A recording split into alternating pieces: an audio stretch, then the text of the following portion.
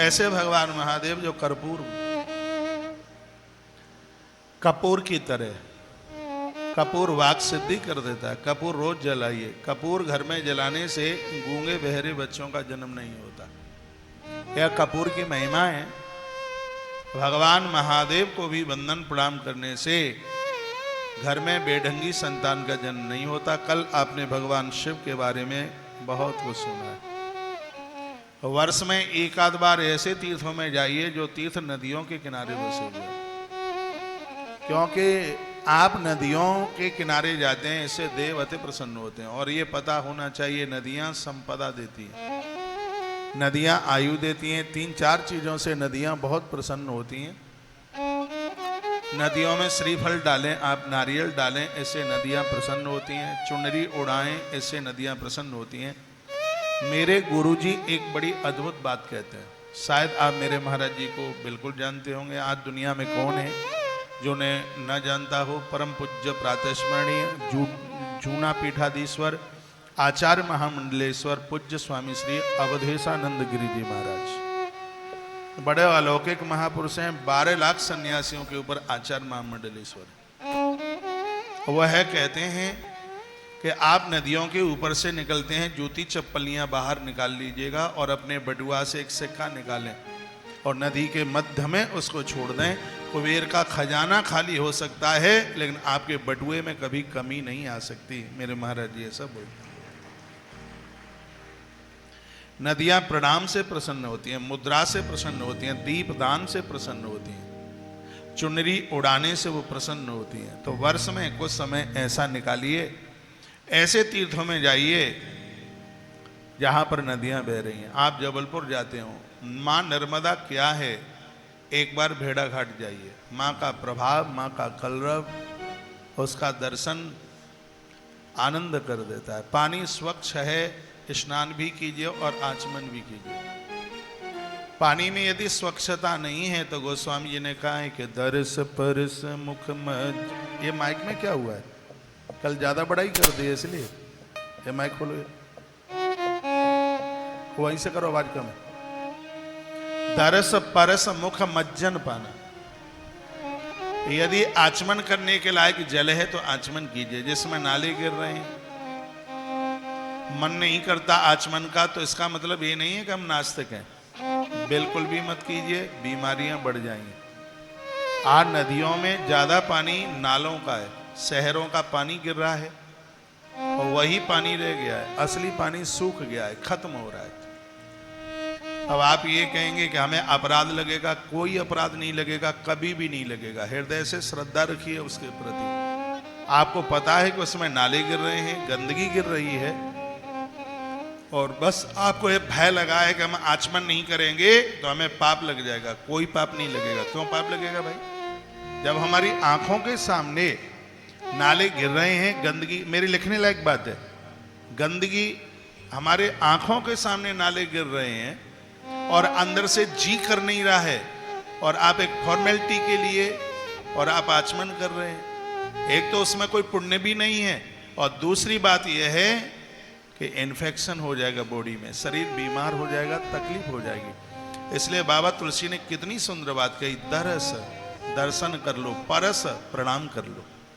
वो कहते हैं प्रणाम कर लो ना उनको, पानी के छींटे लगा लो, दर्शन कर लो, उन्हें प्रणाम कर लो, तो उससे आपको पूरा उसका पुण्य मिल जाता है। और ऐसा नहीं है कि हर जगह ही गंदगी है, ऐसा नहीं है। बहुत जगह अति शुचिता है, बहुत पवित्रता है नदियों की। तो हाँ, स्नान कीजिए, आचमन कीजिए, बंदन कीजिए, प्रणाम कीजिए। स्नान लायक जल नहीं है, उसके किनारे पर बैठकर थोड़ा बहुत देर बैठ करके वहाँ पर आप जप कीजिए, माला जपिए, उसका बहुत बड़ा प्रभाव है उसका। हम लोगों की बड़ी श्रद्धा है नदियों के प्रति। आइए मैं नदियों के बारे में शिव पुराण से कुछ बातें कह रहा हूँ कि भगवान महादेव को ये नदियाँ कितनी प्रिय हैं। यदि ऐसा ना होता तो वो काशी में ना रहते, ऐसा ना होता तो वो क्षिप्रा के किनारे पर भी ना होते, ऐसा ना होता तो उत्तराखंड में नदियों के किनारे भगवान का वास है। अलकनंदा के तो बिल्कुल ऊपर ही मंदिर बना है केदारनाथ का। असली मंदिर शुरू का तो यही था जो बद्रीनाथ के मंदिर से थोड़ा सा नीचे है, और अलकनंदा मैया का किनारा है। तो वहां केदारनाथ कैसे पहुंच गए? वहां ऐसे पहुंच गए, एक बार देवसी नारद जी ने भगवान को वैकुंठ लोक में जाके कहा कि प्रभु आप अनुष्ठान कीजिए, आप तब कीजिएगा। तो भगवान नारायण वहां से चले, क्षीर सागर में चले और मृत्यु लोक में आके प्रकट हुए। कहाँ हुए? हरिद्वार में, जिसे हरि की पौड़ी कहते हैं। इसका नाम हरिद्वार इसलिए है क्योंकि क्षीर सागर से मृत्यु लोक में तप करने के लिए भगवान इसी स्थान से आकर के प्रकट हुए हैं, इसलिए इसका नाम है हरिद्वार। ये दरवाजा खुला नारायण के लिए, भगवान ऊपर आए और जैसे आज हरि की पौड़ी कहते हैं, थोड़ी देर के लिए भगवान वहां पर बैठे गंगा के किनारे। अमृत की बूंदें भी धन्वंतरी भगवान ने यहीं डाली हैं और गरुण भगवान ने यहाँ डाली हैं, जो धन्वंतरी भगवान अमृत कलश लेकर के आए थे। यहाँ से भगवान चले और जैसे ही वह बद्रिकाश्रम में जाकर के पहुंचे तो ये स्थान महादेव का था। नारायण ने एक छोटे से बच्चे का रूप बना लिया। भगवान शंकर और शिवा दोनों स्नान करने के लिए जा रहे थे, तो भगवान नारायण ने माँ की साड़ी पकड़ ली, पार्वती की, जगदम्बा की। मैया ने पीछे मुड़ करके देखा तो भगवान नारायण कहने लगे, माँ रहने को जगह नहीं है, थोड़ी सी जगह हमें मिल जाए कहीं कुटिया में तो हम बने रहे। उधर महादेव थोड़ा आगे निकल गए। महादेव ने पीछे देखा और कहा, जगदम्बा क्या बात है, आ क्यों नहीं रहे? कहा, छोटा सा बच्चा बैठा है, इसको रहने को जगह नहीं है, तो कहता है हमें कुटिया में जगह दे दो। महादेव ने कहा, ये बच्चा नहीं, ये सबका बाप है, यदि ये कुटिया में घुस गया तो निकलेगा नहीं। माता ने कहा कि बस तुम ऐसे ही बोलते रहे, तो तुम जाओ नहाने के लिए, मैं बच्चे को संभाल के आती हूँ। माताओं का तो वात्सल्य ही ऐसा होता है। तो कुटिया में भगवान नारायण जो बालक के रूप में थे, महादेवी ने उन्हें अंदर बिठा दिया और बाहर से कुंडी लगा दी। स्नान करने के लिए दोनों के दोनों चले गए। जब लौट करके आए तो किवाड़ खटखटाए। मैया ने किवाड़ खटखटाए, कहा बेटा किवाड़ खोल दो। महादेव ने कहा, ये अब किवाड़ नहीं खोलने वाले, मुझे पहले से ही पता था। तब अंदर से आवाज आई, बाबा अब आप अपने लिए कोई दूसरी जगह देख लीजिए, हमें इस स्थान पर तप करना है। भोलेनाथ ने कहा, ये तो हमें पता ही था, बीच में पहाड़ था, पहाड़ के पीछे शंकर तप के लिए चले गए, उसे आज केदारनाथ के रूप में जानते हैं। जिस कुटिया में आज भी भगवान वहीं पर बैठे हैं, उसे ही बद्रीनाथ भगवान के रूप में जानते हैं। नीचे माता अलकनंदा बह रही है, वहां एक स्थान है नारद कुंड। यवनों ने जिस समय इस प्रतिमा को उखाड़ करके नीचे पानी में डाल दिया, तो नर्मदापुरम, जिसे आप होशंगाबाद कहते हैं, यहाँ पर आदि शंकराचार्य भगवान विष्णु सहस्र नाम का की एक साधना कर रहे थे। माँ नर्मदा के किनारे विष्णु सहस्र नाम हाल ही सिद्ध हो जाता है। तो यहाँ पर स्वयं नारायण ने दर्शन दिए आदि शंकराचार्य भगवान को और ये कहा कि मैं तुम्हारा इंतजार कर रहा हूँ। स्वयं शंकर ही शंकराचार्य बने। कहा कि तुम बद्रीनाथ क्षेत्र में जाओ, नारद कुंड से मेरी प्रतिमा को उठा करके मंदिर में स्थापना कराओ। शंकराचार्य भगवान नर्मदापुरम से उधर उत्तराखंड की तरफ गए और नारद कुंड से उस प्रतिमा को निकाला, मंदिर में स्थापित किया। उसे ही आज हम बद्रीनाथ भगवान के नाम से जानते हैं। तो इन दोनों मंदिरों में मध्य प्रदेश का बड़ा योगदान है। शंकराचार्य भगवान मध्य प्रदेश से उत्तराखंड गए और एक उज्जैन के राजा हुए इंद्रधुम्न, नाम सुन लीजिए, इंद्रधुम्न, और उन्होंने सागर के किनारे नील माधव, जिन्हें हम भगवान जगन्नाथ देव के नाम से जानते हैं, यह मंदिर उज्जैन के राजा इंद्रधुम्न ने इसका निर्माण कराया। यह लेख ब्रह्म पुराण के अंतर्गत लिखा है। वह अवंतिका का ही राजा था, उज्जैन का राजा था।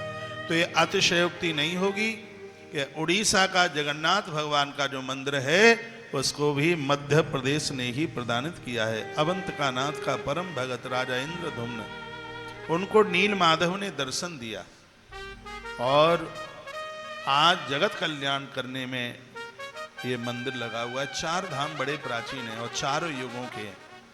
सतयुग का धाम है उसे बद्रीनाथ कहते हैं, त्रेता का धाम है उसको रामेश्वर नाथ कहते हैं, द्वापर का धाम है उसे द्वारकाधीश कहते हैं और कलयुग का धाम है उसे जगन्नाथ धाम के नाम से जानते हैं। इन चारों जगह भगवान क्या क्या करते हैं सुन लीजिए। ये जितने भी देवता हैं सबका स्नान बद्रीनाथ में होता है। सुबह के सुबह सब देवता बद्रीनाथ में होते हैं, अलकनंदा नहाते हैं। ये जितने भी देवता हैं इन सबका श्रृंगार द्वारका नाथ में होता है, द्वारकाधीश में होता है। गुजरात में जाते हैं सब गोपी चंदन और उनका सब श्रृंगार द्वारका नाथ में होता है। ये जितने भी देवता हैं इन सबका भोजन है वो पुरी में होता है, जगन्नाथपुरी में। ये जितने भी देवता हैं ये सब समुद्र के किनारे रात्रि को शयन करते हैं रामेश्वरम धाम में। मैं निवेदन करना चाहूँगा, आप चाहें तो अपने घर में चारों धामों को बुला सकते हैं। कैसे बुलाओगे सुन लीजिए। अब प्रातः भोर में जिनके घर में रोज ठाकुर जी को, भगवान को, देवताओं को स्नान कराया जाता है, उस समय आपका घर बद्रीनाथ बन जाता है। क्यों? इसलिए क्योंकि संपूर्ण देवता बद्रीनाथ में स्नान करते हैं, और जब आप देवताओं को स्नान कराते हो उस समय आपका घर बन जाता है बद्रीनाथ। उसके तत्पश्चात जब आप देवताओं को चंदन लगाते हैं, रोली लगाते हैं, उनका श्रृंगार करते हैं, उस समय आपका घर बन जाता है द्वारका नाथ, क्योंकि सभी देवताओं का श्रृंगार द्वारका नाथ में होता है। इसलिए जिस समय आप अपने घर में रसोई का भोग भगवान को लगाते हैं, 24 घंटे में से एक बार अन्न का भोग भगवान को लगाइए। यदि आप लहसुन प्याज भी खाते हैं तो मेरी व्यासपीठ की बात मान करके दोपहर के समय में अपनी रसोई को अपवित्र ना करें, उसमें लहसुन प्याज जैसी चीज़ें न जाएं। माताओं अपनी रसोई को धो करके और ऐसे पात्र जिसमें आपने परिवार के लहसुन प्याज के तड़के वड़के नहीं लगाए हैं, ठाकुर जी के बर्तन अलग कर लीजिए। दोपहर की रसोई बनाएं। दोपहर के भोग का बढ़िया समय 11:15 से लेके 1:40 तक का बहुत अद्भुत समय है। इसको मध्याह्न काल कहते हैं। इस समय भगवान का भोग, इस समय देवता और पितर दोनों के दोनों गृहस्थी के घर के किवाड़ के बगल में जाकर के खड़े हो जाते हैं। जिनके घरों में भगवान को भोग लगता है उनके घर में 3 चीजें चल के आती हैं। एक का नाम है सत्य, एक का नाम है समर्पण, एक का नाम है शांति। दूसरे शब्दों में कहूँ, एक का नाम है ज्ञान, एक का नाम है वैराग्य और एक का नाम है भक्ति। जिन घरों में भोग लगता है, अब मैं प्रमाण दे रहा हूँ इस बात का। रामचरितमानस के अयोध्या कांड में प्रभु श्री राम जी ने महर्षि वाल्मीकि जी को पूछा, कहा गुरुदेव हम कहाँ रहें? तो महर्षि वाल्मीकि जी ने कहा मैं तुम्हें पूछता हूँ तुम कहाँ नहीं हो। राम जी ने कहा मैं तो सर्वत्र हूँ, लेकिन मेरे साथ वैराग और भक्ति दोनों और हैं, तो इनके संग में कहाँ रहूँ ये बताइए। तो 14 स्थान बताए महर्षि वाल्मीकि जी ने। 14 स्थान में एक स्थान ये भी है जो मैं आपसे चर्चा कर रहा हूँ। क्या चर्चा कर रहा हूँ? चर्चा यह कर रहा हूँ कि 24 घंटे में से एक बार भगवान का भोग लगाइए। तुम ही निवेदित, ये चौपाई याद कर लो, रामायण की चौपाई याद कर लो। कोई मंत्र नहीं आता भोग लगाने का। थाली सामने भगवान के रखिए और रामायण की चौपाई बोलिए। तुम ही निवेदित, आवाज गूंज नहीं रही है आज। तुम ही निवेदित भोजन करही, तुम ही निवेदित भोजन करही, प्रभु प्रसाद पट भूषण धरई। तुम ही निवेदित भोजन करई, प्रभु प्रसाद पट भूषण धरई। ये चौपाई सब लोग पानी की तरह याद कर लो। रामायण के अयोध्या कांड की चौपाई है। तुम ही निवेदित भोजन करही, प्रभु प्रसाद पट भूषण धरई। थाली में तुलसी पत्र डालिए। एक बात का ध्यान रखिएगा, गणेश जी को तुलसी नहीं चढ़ती, बिल्कुल नहीं चढ़ती। घोर गरीबी का जन्म होता है, गणेश पुराण में लिखा है। लेकिन एक भी देवता ऐसा नहीं है जिसके भोग में तुलसी न डाली जाती हो। गणेश जी को ऐसे ऊपर तो तुलसी नहीं चढ़ाई जाती फूल पत्तियों की तरह, लेकिन एक भी देवता ऐसा नहीं है जिसके भोग में तुलसी न डलती हो। एक बात और सुने, आपके मंदिर में 25 भगवान है मान लिया जाए, तो 25 जगह भोग लगाने की जरूरत नहीं है। एक ही जगह भोग रख दीजिए। 25 क्या 25,000 होंगे तो भी सभी देवताओं का भोग लग जाएगा। हमने देखा है 25 कटोरा धरे होते हैं, ये हनुमान जी का भोग है, तुम लगा कैसे लोगे फिर ऐसे? तुम्हें पता है हनुमान जी को क्या चीज ज्यादा प्रिय, दुर्गा जी को क्या ज्यादा प्रिय, फिर तो वही सब बनानी पड़ेंगी। इसलिए हमारे कर्म कांड में बड़ा अच्छा वर्णन किया गया, नाभ्या आसी दंतर्क्षगुम शिष्णो दोहु शम वर्तता। बड़ा अद्भुत वेद का दिव्य मंत्र है जो कि भोग लगाते समय वो नहीं आता है, तो तुम्हें ही निवेदित भोजन करही प्रभु प्रसाद पट भूषण धरही। कहीं लिखा नहीं है कि 25 भगवान है तो 25 ही थाल चाहिए, नहीं, एक ही जगह रख दीजिए और उसी से संपूर्ण देवताओं का भोग लग जाता है। तो मैं निवेदन कर रहा था कि अपनी दोपहर के समय में रसोई को बहुत साफ सुथरा रखें, लहसुन प्याज तक का प्रयोग ना होवे।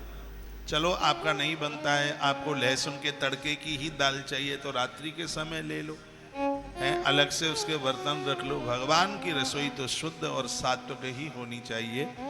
यदि आप ऐसा करेंगे तत्काल आपका घर है वह जगन्नाथपुरी बन जाएगा, क्योंकि सभी देवताओं का भोग पुरी में लगता है, जगन्नाथपुरी में। इसलिए तो 125 मन चावल रोज लगते हैं वहां। क्या अद्भुत गजब की बात है, 50 क्विंटल चावल रोज बनते हैं। 1500 से ज्यादा हंडियां चढ़ती हैं, 500 से ज्यादा लोग बनाते हैं। दुनिया का इकलौता ये मंदिर है आज भी चूल्हे पर हंडियां रख करके चावल पकाया जाता है। और आनंद की बात यह कि सबसे ऊपर वाली हंडी पहले पकती है, जो अग्नि के संपर्क में है वो सबके बाद में वो पकती है। कुएं का पानी, मंदिर के अंदर ही कुएं हैं। ऐसा वर्णन किया है कि जगन्नाथपुरी के ये कुएं जिस दिन सूख जाएंगे उस दिन सागर में भी एक बूंद जल नहीं रहेगा।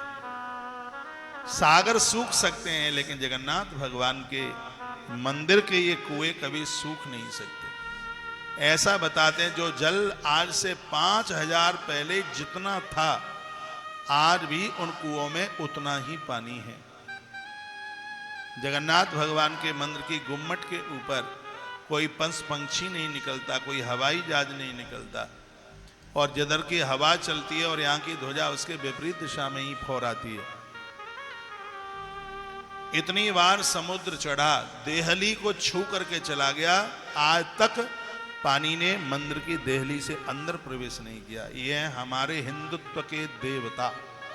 2013 की तबाही में सब कुछ समाप्त हो गया कि मैं तो उधर ही था, 19 दिन उधर ही मेरा, मैंने तो सब नज़ारा अपनी आंखों से देखा।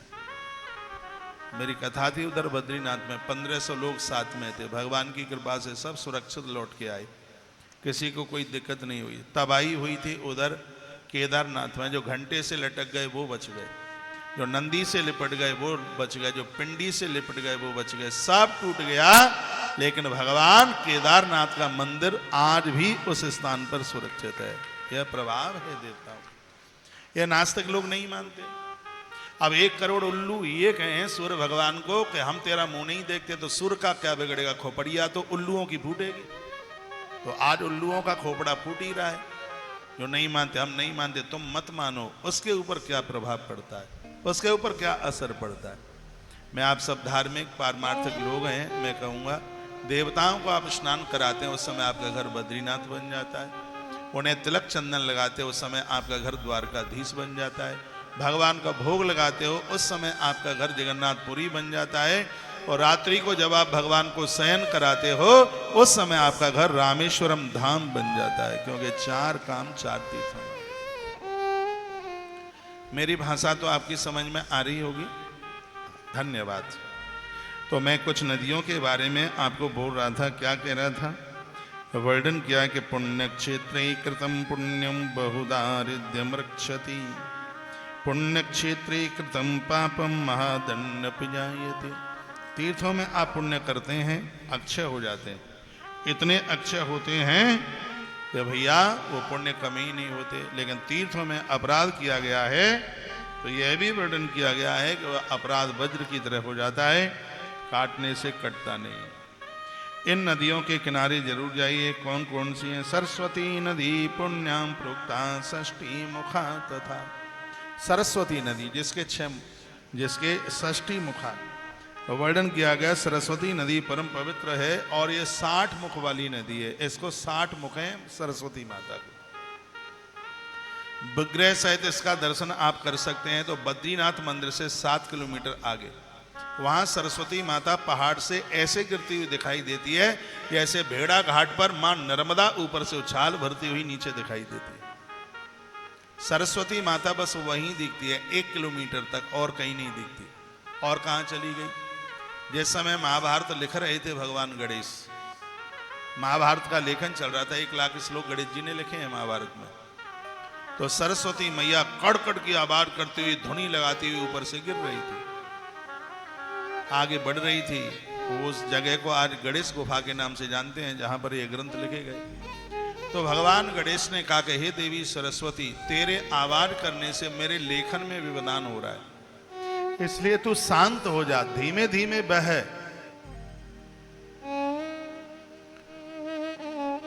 लेकिन सरस्वती मैया नहीं मानी। तो उसी समय गणेश जी ने श्राप दे दिया कि तू भूगर्भिता हो जाए, तू धरती पर दिखाई नहीं देगी। तब से लेकर के आज तक माता सरस्वती जमीन में बह रही है। वहां से बहती हुई जब वो आती है श्री प्रयाग में, तो वहां भी वो धारा दिखाई नहीं देती। वो उसका नाम ही त्रिवेणी इसलिए है।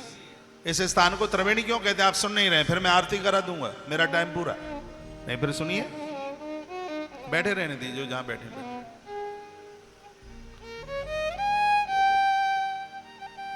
इसका नाम ही त्रिवेणी इसलिए है क्योंकि यहां सरस्वती दिखती नहीं है, इसलिए त्रिवेणी। त्रिवेणी का अर्थ होता है 3 चोटी।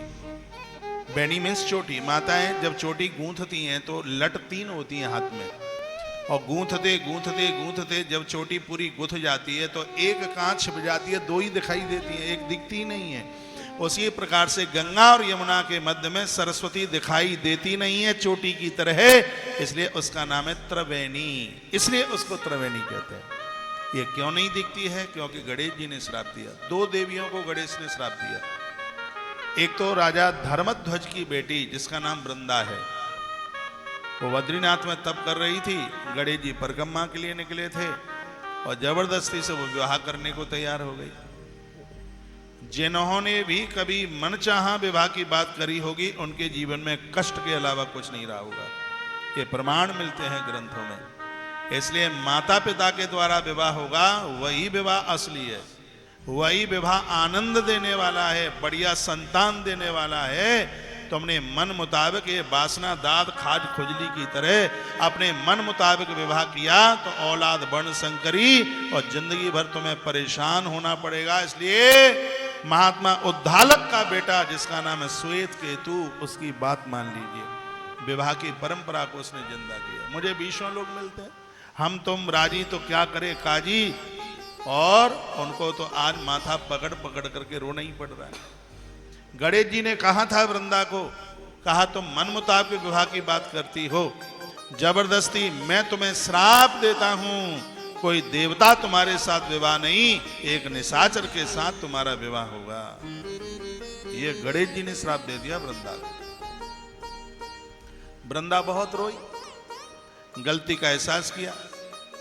तब गणेश जी ने कहा इस शरीर छोड़ने के बाद तुम एक वृक्ष के रूप में प्रकट होगी, उस समय तुम्हारा नाम तुलसी होगा। नारायण स्वयं शालिग्राम बनकर पत्थर की शिला बनकर के आएंगे, तुम्हारे बिना तो उनकी पूजा ही पूरी नहीं होगी।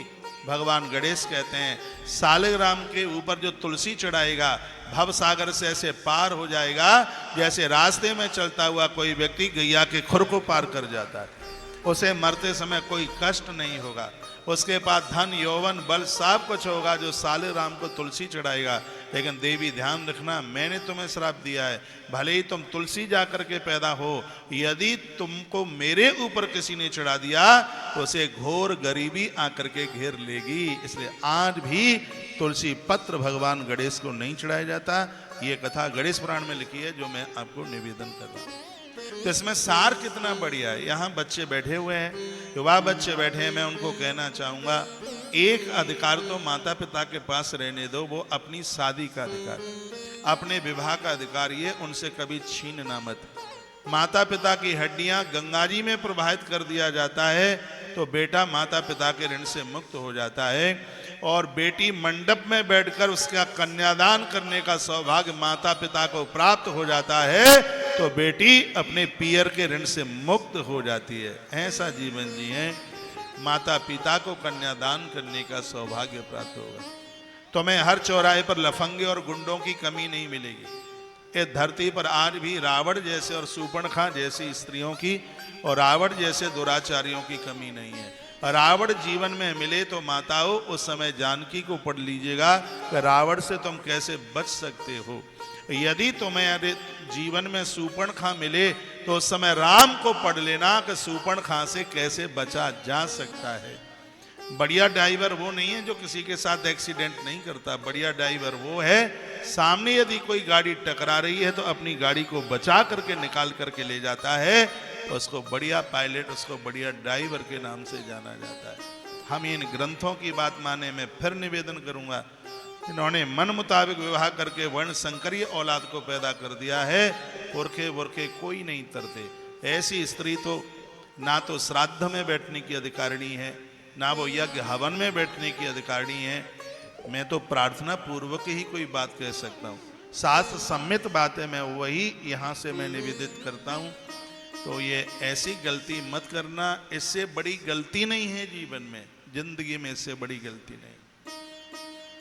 आपको मालूम है धनुष टूट गया था, राजा जनक ने कहा था कि हमारी बेटी को स्वीकार कर लो। कहा बिल्कुल भी नहीं। राम जी ने कहा बिल्कुल भी नहीं। धनुष नहीं टूट रहा था, गुरुजी ने आज्ञा करी। गुरुजी ने हमें यह आज्ञा थोड़ी ही दी थी कि विवाह कर लो तुम। गुरुजी ने धनुष तोड़ने की आज्ञा दी थी हमें विवाह करने की आज्ञा नहीं दी थी गुरुजी ने। और आप होते कौन है हमारा जबरदस्ती से विवाह कर दोगे? भगवान राम के शब्द थे। फिर आपको पता है एक बहुत बड़ी पंचायत वहां जुड़ी। तब गुरुदेव श्री विश्वामित्र जी ने कहा ऐसा करो, एक पत्र लिखो और महाराज दशरथ के पास में पत्र भेजो। यदि वो हाँ कहते हैं तो हाँ, यदि वो ना कहते हैं तो ना।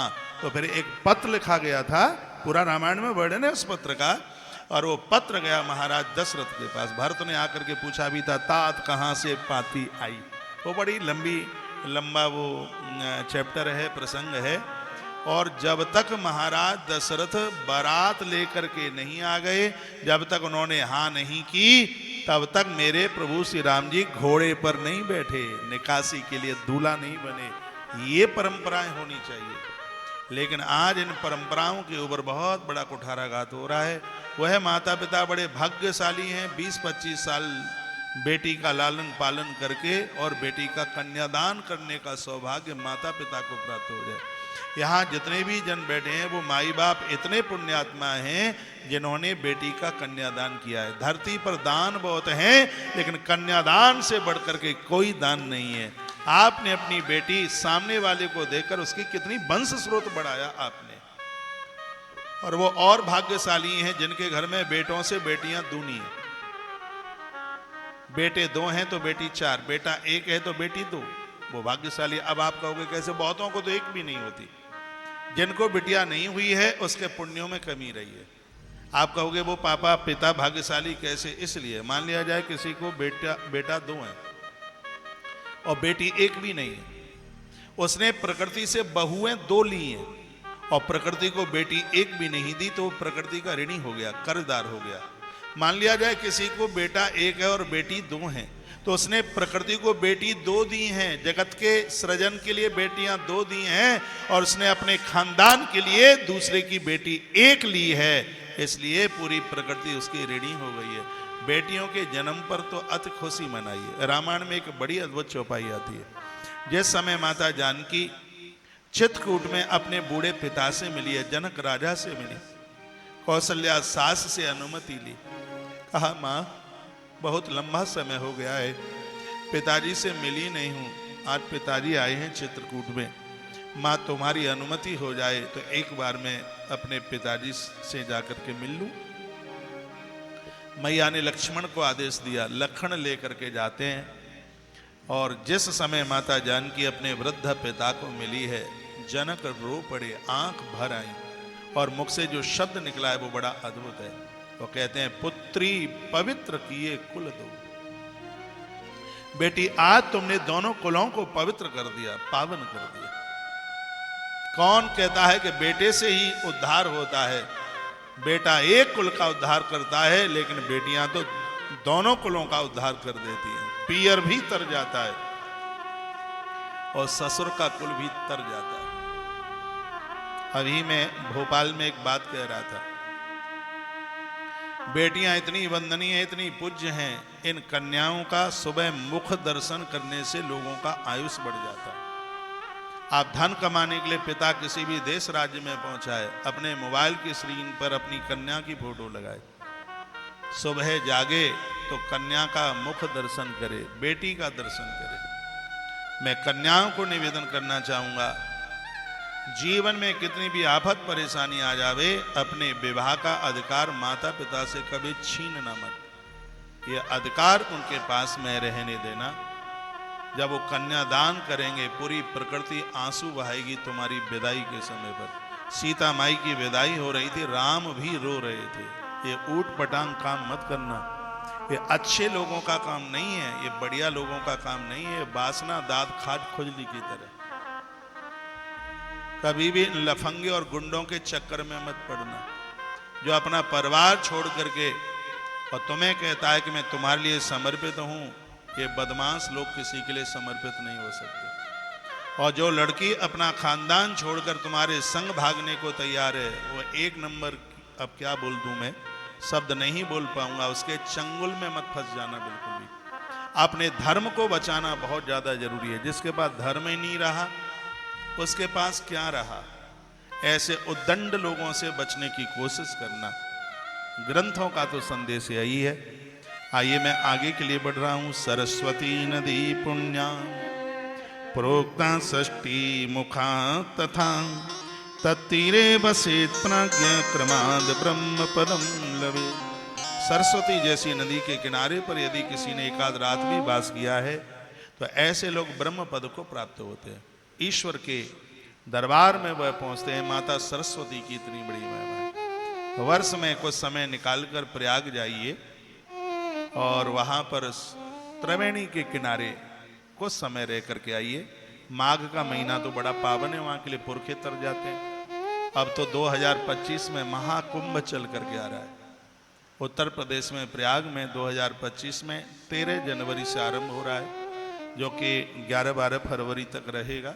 समय मिले आप जरूर जाइए। ये मैंने माता सरस्वती की बात करी। उसके बाद एक गंगा जी, हिमगिरी गिरिजा गंगा पुण्यम सतमुखा नदी तत्तीरे चैव कांशादी पुण्य क्षेत्राणने कसा।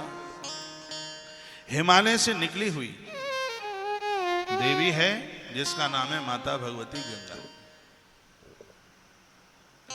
मुझे बोला जाता है कि गंगाजल कहां से लेकर के आए। गंगाजल सबसे ज्यादा बढ़िया है यदि गंगोत्री का मिल जाए। यूं तो सब जगह मिलता है, लेकिन गंगाजल की आप बात करते हैं तो कभी आप हिमालय जाएं, गंगोत्री का जल लेके आइए। गंगाजल तो सब जगह है, लेकिन रामनाथ के ऊपर गंगोत्री का जल ज्यादा विशेष माना गया है। जो गंगा जल आनी चढ़ायो सो सायोज मुक्ति नर पाओ।